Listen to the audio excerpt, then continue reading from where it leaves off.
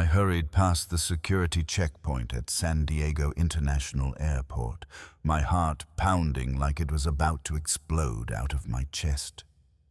I tried to stay calm, but my hand still trembled as I placed the ticket on the check-in counter. Not their ticket. Not the flight my mom and sister booked for me. Not the family vacation they had planned, where I'd once again play my usual role. The unpaid babysitter. No, this ticket was to Maui, Hawaii. By myself. 1 week. No screaming kids, no side eyes, no last minute, "Hey, can you just watch them for an hour?" requests.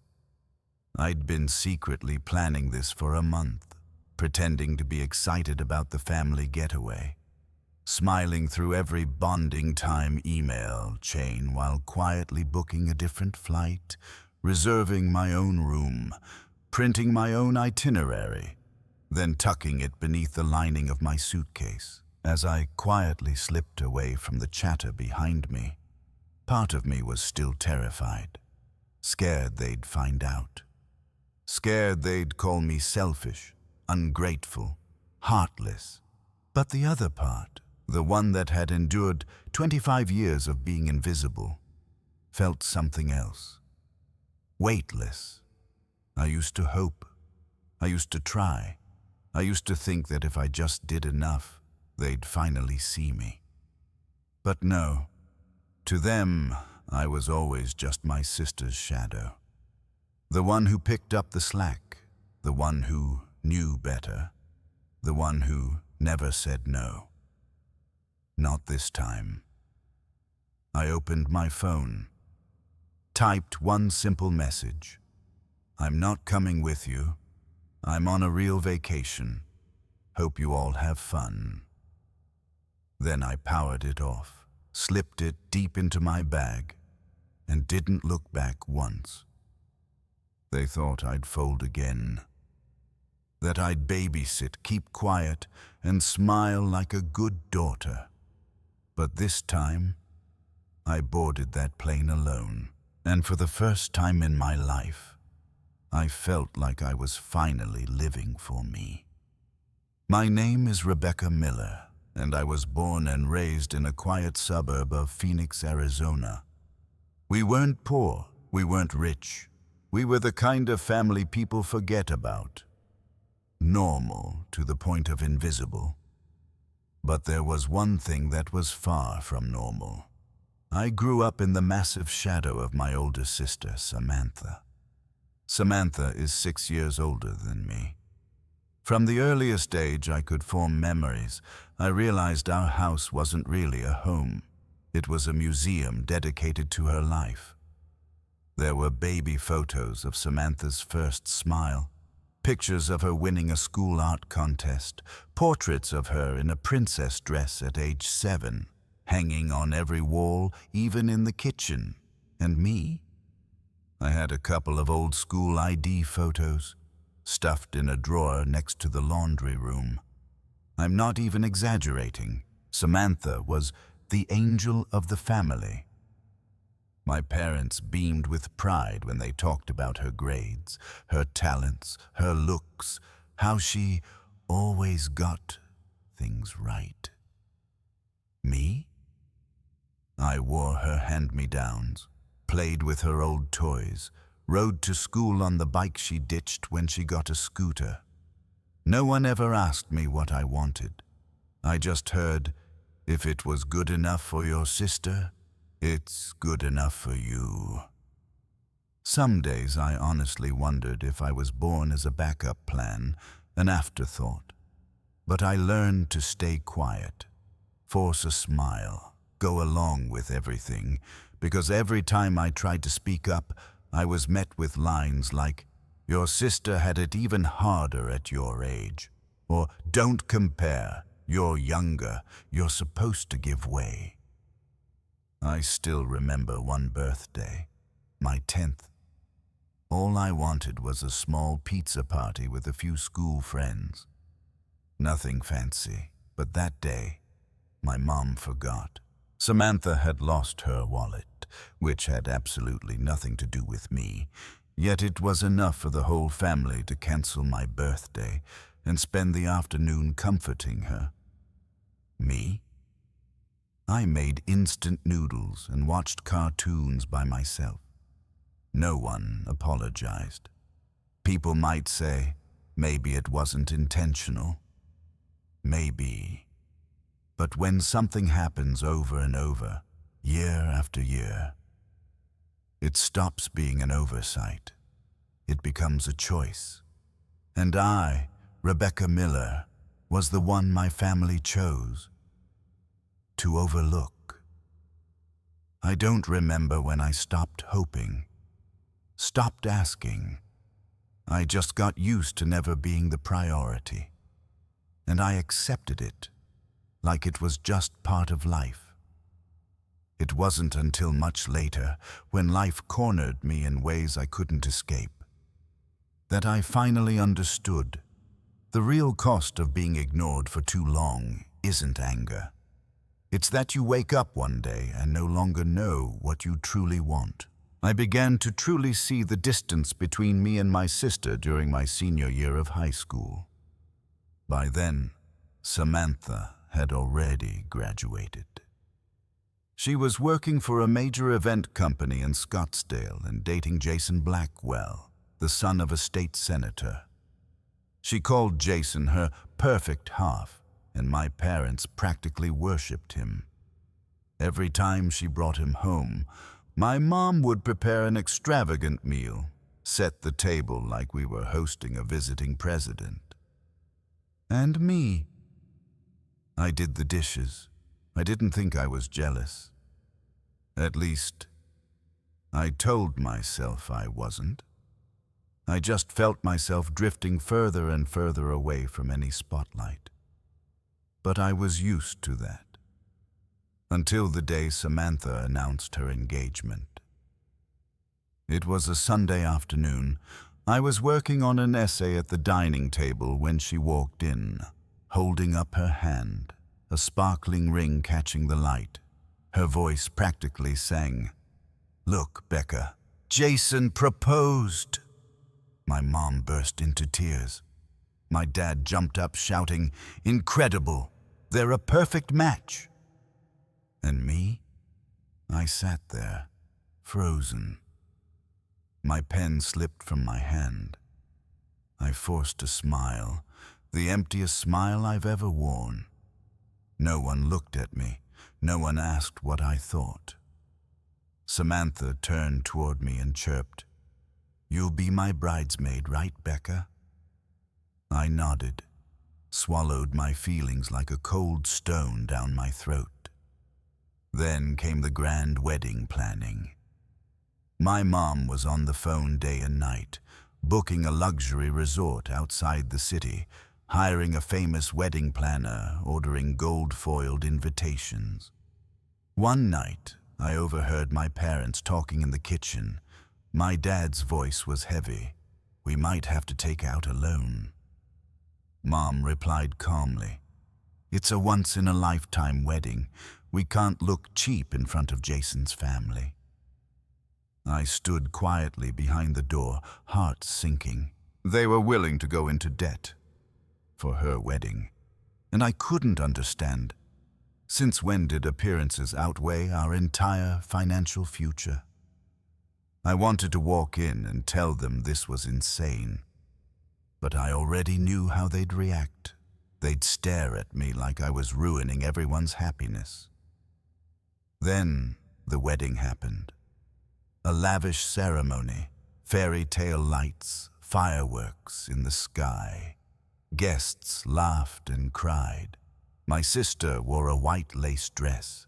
Jason stood beside her like a prince. And me?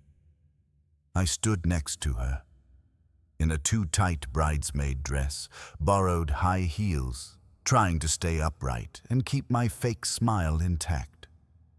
That night, after most of the guests had left, I sat alone near the cake table, staring at broken pieces of frosting on the floor. And one question repeated in my head. if I get married one day, would they do all this for me? And I already knew the answer. No, because I'm not Samantha. After my sister's extravagant wedding, everything in our family seemed to return to normal, which meant life kept revolving around Samantha. Every day, my mom updated us on how Samantha was settling into her new home, how Jason had just bought an imported Italian fridge, how they were planning for their first child, and me, I had just graduated high school with a 3.9 GPA. I got accepted into 3 universities, one of them being the University of Washington, a school I'd dreamed about since 9th grade. I hoped just this once that I'd get to be the center of attention. I imagined the whole family sitting together, helping me pick a school, talking through tuition plans, maybe even celebrating a little. But that didn't happen. One evening, I sat down at the dinner table, holding my acceptance letters. My mom was scrapbooking photos of Samantha's yoga group. I cleared my throat, laid the letter on the table. I got in, Mom, to all 3 schools. I'm thinking of choosing UW. She didn't even look up. That's great, honey. Hold on. Let me finish gluing this page first. My dad peeked at me over his newspaper. Washington, huh? That's far and expensive. Any scholarships? Not much. That's why I was hoping maybe you could help me with tuition. Silence. Just the sound of tape being pulled from the roll. After a long pause, my dad lowered his paper. Rebecca, you know we're still paying off Samantha's wedding, and your mom's been helping them with the down payment for the house. It's going to be tight. I nodded, didn't argue. Then my mom chimed in, gently. We can probably help with half. You can figure out the rest, right? You're grown now. Sure, I was grown, but not grown enough to rack up debt the way they did for my sister. I folded the letter quietly and tucked it into my bag. I understand. I'll manage. And that's how I ended up at Pima Community College, a local school in Tucson with lower tuition, affordable enough for me to work part-time and cover what I could. I got a job as a barista at a coffee shop 5 blocks from my dorm. My shift started at 5:30 a.m., which meant I was up at 4:45 every morning. After work, I rushed to class, ate lunch on the go, usually instant noodles or a stale sandwich, then studied with classmates until late. On weekends, I took night shifts. When I got home at midnight, I'd collapse on a thin mattress by the window in my tiny studio apartment, still smelling like espresso and sweat. No one asked how I was doing. No one called to say, "Hang in there." The only texts I got were things like, "Your sister's having bad morning sickness. Poor girl. Jason's so worried." And me? I wasn't allowed to be tired, wasn't allowed to complain, wasn't allowed to fall apart. I kept telling myself, just a few years, work hard, get a good job, and you'll be free. But I had no idea that what waited ahead wasn't freedom, but an invisible trap called family responsibility. By the end of my freshman year, I had gotten used to the rhythm, making coffee in the morning, rushing to class at noon, studying or working a night shift until late. Was I tired? Absolutely, but at least everything I did, I chose. No one forced me into this major. No one pushed me into this job. And for the first time in my life, I felt a small kind of freedom. Until one Friday night. I had just finished a shift close to 10 p.m., my feet aching from standing for 8 straight hours. All I wanted was a quick shower and to collapse into bed. I opened the door to my tiny apartment and froze. There was Samantha. On my couch and on the floor, 2 toddlers, a boy and a girl around 2 years old, scribbling all over my wall with markers. "Rebecca," she called out like we were long-lost friends. "Oh, thank God you're back. I'm about to lose my mind with these 2. I blinked, trying to understand what was happening. "What are you doing here?" I asked, still groggy. "Jason's out with his golf buddies. I just needed a little me time. Figured I'd crash here for a bit. Can you watch the kids for a couple of hours? I have a nail appointment." Before I could even process, she shoved a diaper bag into my arms and disappeared like a gust of wind. I stood there, stunned. The twins started wailing. They were hungry. All I had in the fridge was half a bottle of milk and a box of cereal. That night, I didn't sleep. I fed the babies, cleaned up the mess, and went to work the next morning like nothing happened. I thought maybe it was just a one-time thing. Everyone has emergencies. But it wasn't. She came back the next week. No call, no warning, just rang the doorbell, dropped the kids into my arms, and vanished with some excuse like, "Quick target run," or "Jason and I need couple time." And so it went. Every weekend, I became the accidental babysitter. My mom said, "Your sister's doing her best, you know, working part-time, raising twins. You don't have a family yet, so you have more time. Help her out." Time. I didn't even have time for a nap, let alone a movie, a proper lunch, or a single uninterrupted thought. I turned down a date, twice, because of babysitting, and the guy, he didn't come back. That semester, I failed microeconomics. Not because I was lazy, but because I had pulled 3 all-nighters in a row watching kids who weren't mine. I started dreading knocks on my door. I flinched when my sister's name popped up on my phone. But worse, I began fearing the silence inside me, the numbness, the helplessness of knowing I didn't have permission to say no. Because if I did, I'd be labeled ungrateful, selfish, cold. I lived like that for nearly a year, burying the best years of my youth in baby cries, family guilt, and the quiet resignation of parents who saw nothing wrong. I didn't know when it would end, but I knew one thing for sure. If I didn't do something soon, my life would no longer be mine.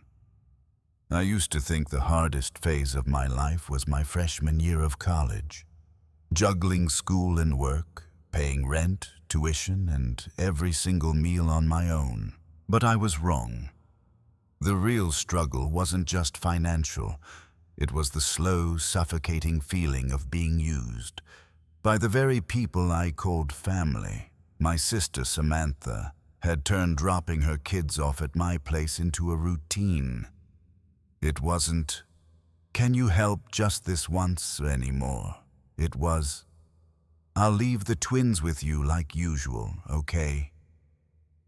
No asking, no thank you, never checking if I had an exam or a night shift or even a shred of energy left. One night, I just walked 2 kilometers home after closing the cafe. I was barely standing, and there she was, waiting at my door with her kids in a stroller. "Hey, Becca, they've been up all day and I'm exhausted. Jason has a headache too. You watch them for a bit. I need to rest."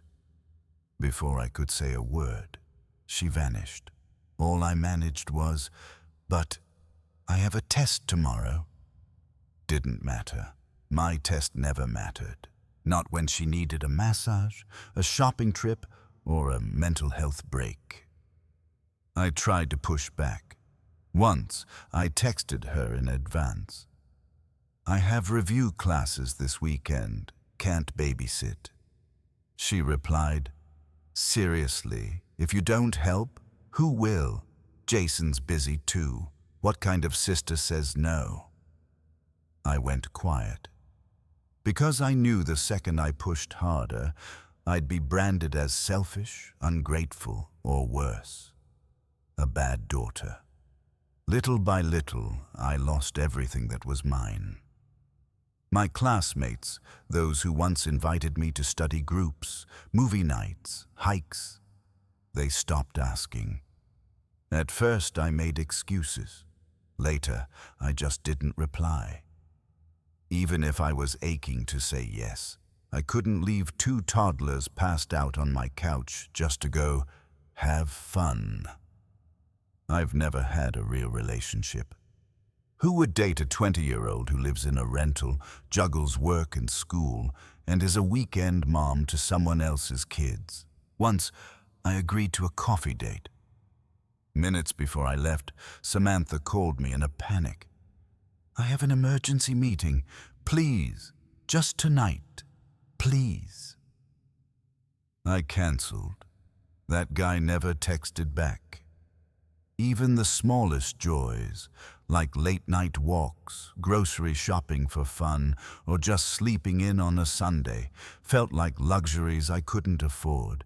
I wasn't living, I was surviving, and the worst part, no one thought anything was wrong. My mom would say, "Just hang in there. One day you'll be a mom too, and you'll understand. This is family. This is love. This is responsibility." But if this was love, why did it feel so empty? I started pulling away, stopped talking, got snappier, quieter, more drained. I was angry at myself for not saying no from the start. But more than that, I was scared. Scared that if this continued, my entire youth would be swallowed by a life that wasn't mine. And then one night, after missing a midterm, after sobbing while cleaning toddler vomit off my floor, I knew it. This has to stop. I have to get out, whatever it takes. I started planning a getaway. Nothing fancy, nothing far. Just a 3-day weekend at a tiny wooden cabin tucked away in the woods near Prescott, about a 2.5-hour drive from Tucson. I found it in a student Facebook group. It had no TV, no Wi-Fi, but there was a porch overlooking pine trees and a hammock swaying beneath a big shady branch. For me, that was heaven. Maybe even too luxurious. I paid the deposit using my tip money, kept it completely secret, didn't tell my mom, didn't say a word to Samantha. This would be the first time I'd be truly alone since leaving home. A weekend with no crying toddlers, no buzzing phone, no guilt-tripping lines like, "Can't you sacrifice a little for your family?" I counted down the days, cut back my shifts that week just to save my energy. Bought a new book, a warm sweater, and a packet of dry pasta to cook at the cabin. Whenever I felt overwhelmed, I'd picture myself lying in that hammock, listening to the trees whisper, eyes closed, saying to myself, "Almost there. Hang in there." And then, the day finally came. I locked up my tiny apartment, threw my stuff into a backpack, and took the rental bus out of town. My first time leaving the city, just for me. But when I arrived, standing in front of that cute little cabin that looked exactly like the pictures, I froze. There it was, a familiar SUV parked out front, my parents' license plate. I thought I was hallucinating, but before I could even grab the key, the door flew open. "Surprise!" my mom beamed. Behind her stood my sister, Samantha, holding one of her twins, while the other ran circles around the porch with a cookie in their mouth like it was a playground. I was stunned. "We figured out where you were going," Mom said cheerfully. "We saw the cabin in your booking email. You were going all by yourself, and we thought, why not join you? Wouldn't that be fun?" Samantha smiled. "Jason's been working all week, and I'm exhausted. If you could watch the kids for a bit so I can take a walk in the woods, I'd be so grateful." And just like that, my long-dreamed weekend turned into a rustic version of hell. I slept on a wooden bench because the kids took the bed. I cooked for everyone because Mom's tired, her feet hurt, and she's not used to strange kitchens. I cleaned up toys, bathed the twins, wiped up pee from the cold wooden floor, and when a mosquito the size of a thumbnail bit me on the neck, I nearly screamed. I wanted to say something, wanted to snap, but I was too exhausted, too drained, until that night when Samantha came back from her peaceful forest stroll, dropped into the hammock and sighed. "Ugh, I'm still so tired. Even after a few days off, I just don't feel any better." Something inside me broke. I walked back into the cabin, shut the door, sat on the edge of a chair, and I cried hard, ugly. I had planned for freedom, and once again they ripped it out of my hands like it meant nothing. I don't know how long I sat there, but one thought echoed in my mind, clear and sharp as a bell. I can't do this anymore. I returned to the city not just exhausted, but numb. 3 days at the cabin were supposed to be my rare chance to breathe. Instead, they left me drained, physically and emotionally. I hadn't slept a single full night. The twins kept waking up crying in the unfamiliar space. My mom complained non-stop about the lack of central heating. My sister kept saying she needed emotional healing time. And of course, I was still the one caring for the kids. I didn't go straight back to my apartment after the trip. I went home. Partly because some of my stuff was still in the trunk, but mostly because I knew I couldn't let this keep going without saying something. I walked into the house, so familiar it felt cold, and saw my mom arranging flowers at the kitchen table. My dad, as always, glued to the TV. Samantha stretched out on the couch. The twins were scattering blocks all over the floor. No one looked up. I stood there in the kitchen for a long moment until my mom finally glanced over. "Oh, you're not back at school yet?" I took a deep breath. "No, I came to talk." Everyone turned at once. I swallowed hard. "I can't keep doing this. I've done my best, but I can't keep being the weekend babysitter, the backup mom, the one who drops everything on holidays. I have my own life. I need space to breathe too." The energy in the room shifted instantly, tight like a wire ready to snap. Samantha sat up straight. "What are you even talking about? Those kids are your nieces and nephews. If you don't love them, fine, but don't act like they're a burden." I looked at her, and the heat rose in my chest. I do love them. But love doesn't mean sacrificing my entire life. I wasn't born to be the family's full-time nanny. My mom cut in, her voice sharp now. "Rebecca, you're being ridiculous. Family helps each other.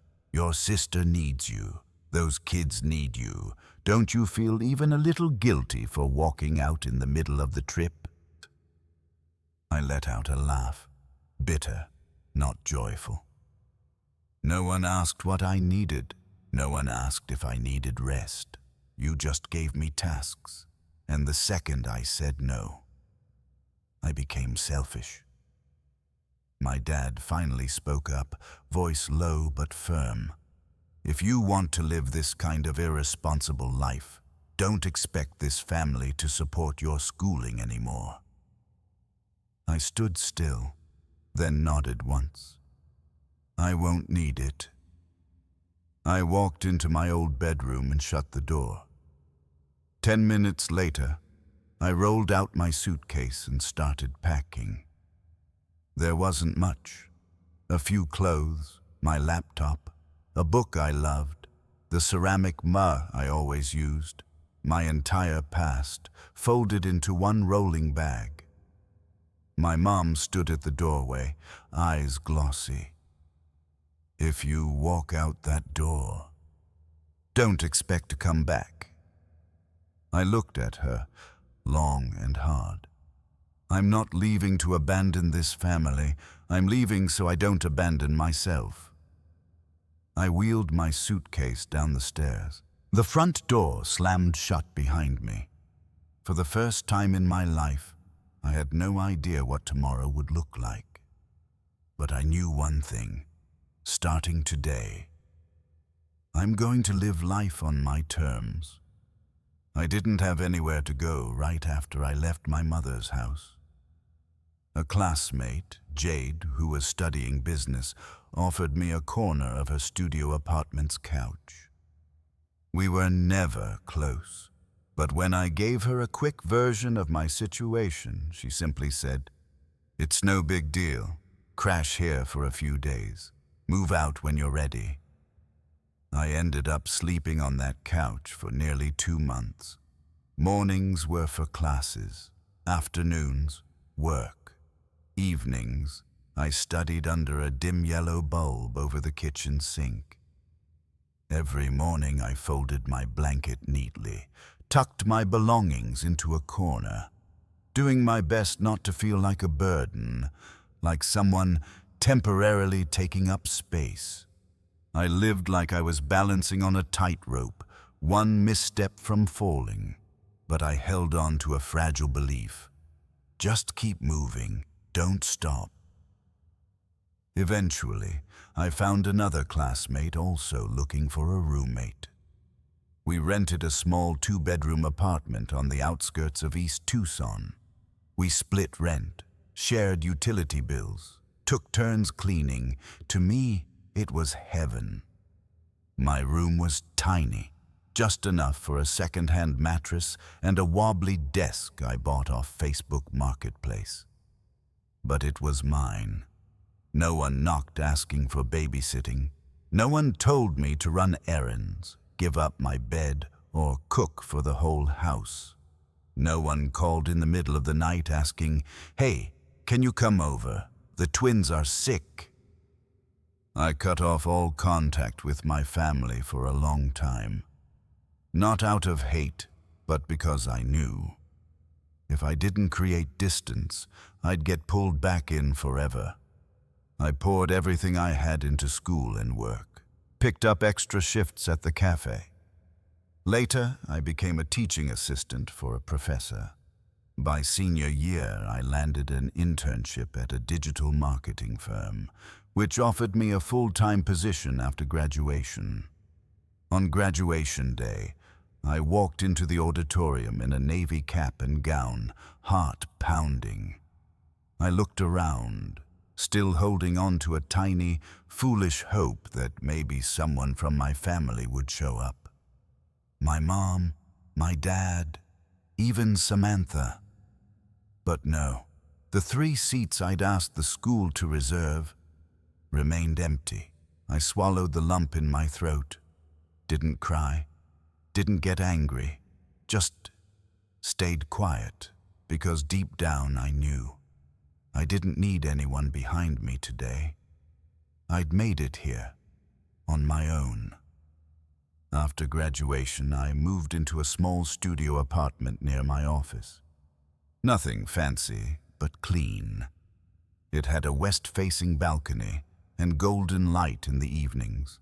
I bought a small wooden table, placed a dried flower arrangement on top, hung a few art prints I'd painted myself. Outside the balcony, cacti lined the railing, and a long bench waited for weekend reading. No visitors, no interruptions, no one who needed me except me. I worked steady hours, started saving money, enrolled in a painting class every Wednesday night, even tried dating again. Casual, nothing serious, but kind and light. And then one morning, I woke up to sunlight warming my face and birds chirping outside the window, and I realized, for the first time in years, I wasn't tired, I wasn't anxious, I was just at peace. I was cleaning out my bookshelf on a quiet Saturday afternoon when my phone rang. Caller ID. Mom. I hesitated. After all this time, months of near silence, just the occasional cold holiday text, she was calling on a completely ordinary day. No birthdays, no Thanksgiving, no Christmas. I answered. Rebecca, how are you? Her voice was soft, too soft, suspiciously soft. I'm fine, I said, keeping it simple. We have a special plan, she said, hesitating for a moment, then continuing with an oddly cheerful tone. Your dad, Samantha, Jason, the kids, we've all bought tickets to Hawaii. A real family vacation. We're staying at a 5-star beachfront resort. And we bought a ticket for you too. I gripped the phone tighter. You mean a family trip like the old days? I asked, keeping my voice steady. Exactly, but this time it'll be different. You won't have to worry about anything. Everyone's so excited that you'll be joining. Flights, hotel, meals. We've got it all covered. All you have to do is come and enjoy. Enjoy. In my mind, I saw the cabin, the one that was supposed to be a sanctuary, turned into a makeshift daycare. Samantha swinging in a hammock while I picked up toys and scrubbed toddler poop off the carpet. Mom continued like she could hear my thoughts. Your sister really hopes you'll come. The kids miss you. Braden even asked, when's Aunt Becca coming to play? I gave a faint smile, one of those hollow, practiced ones. I'll think about it, I said. Then hung up before she could push further. A few days later, an envelope arrived in my mailbox. Inside, a plane ticket, a full itinerary, a handwritten card. We've planned out the whole week. You'll help the little ones at the beach while your sister and Jason get some quality time together. Love, Mom. Not one question about what I wanted to do. Not a word about my rest or how I'd enjoy this vacation. Everything had already been decided. My role was set. Again. The babysitter. The good sister. The one who just quietly shows up and serves without asking for anything in return. I folded the card and placed it in a drawer. That night, I stayed up late.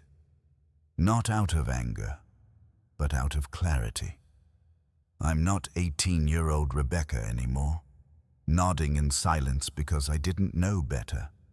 I'm a grown woman, independent, and I know that a gift that comes with expectations isn't kindness. It's manipulation dressed up with sunshine and lies.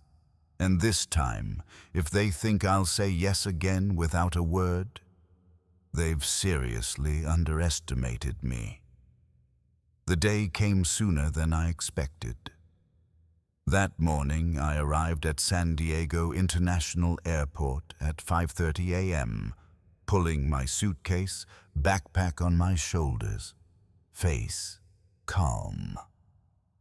My family had gotten there first.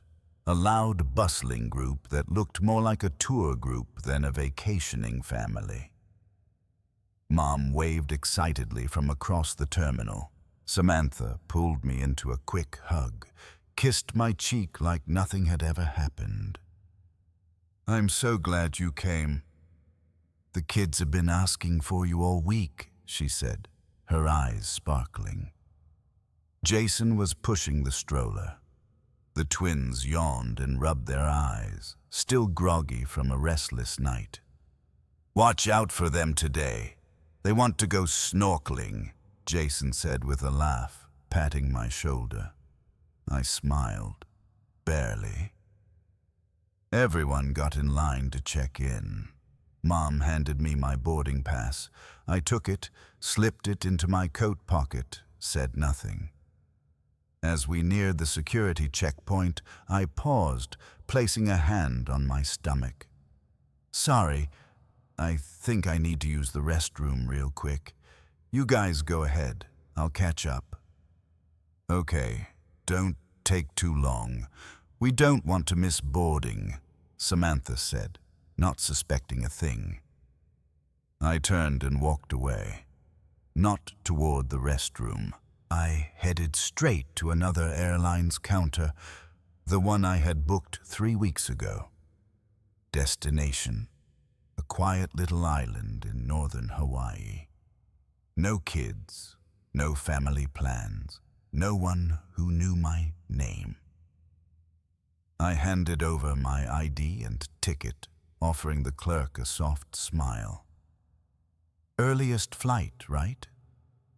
After clearing security, I sat in the waiting lounge. My hands trembled slightly as I typed a message, but my mind had never felt more clear. To Mom, "I'm not going with everyone. I made my own plans. I need a real vacation. I hope you all have a good time." I hit send, then powered off my phone, stuffed it deep into my backpack. A few minutes later, I heard the boarding announcement, not for their flight, for mine. I walked onto the plane, found my window seat, and fastened my belt. Outside, the sun was rising, brilliant and calm. A flight attendant handed me a glass of orange juice. I took a sip and exhaled, as if releasing a weight I'd carried since girlhood. The plane began to roll down the runway. I closed my eyes, resting my head against the window. I knew that when I turned my phone back on, I'd see dozens of missed calls, angry messages, accusations of being selfish, ungrateful, a traitor, maybe even tears, maybe even threats to cut me off. But I also knew this. For the first time in my life, I had chosen myself. Not because I don't love my family, but because if I don't protect my own boundaries, no one else will. I stayed on that island for exactly 1 week. No itinerary, no one calling my name from the other room, no crying, no, "Can you watch the kids for a bit?" No feeling like I was living someone else's life.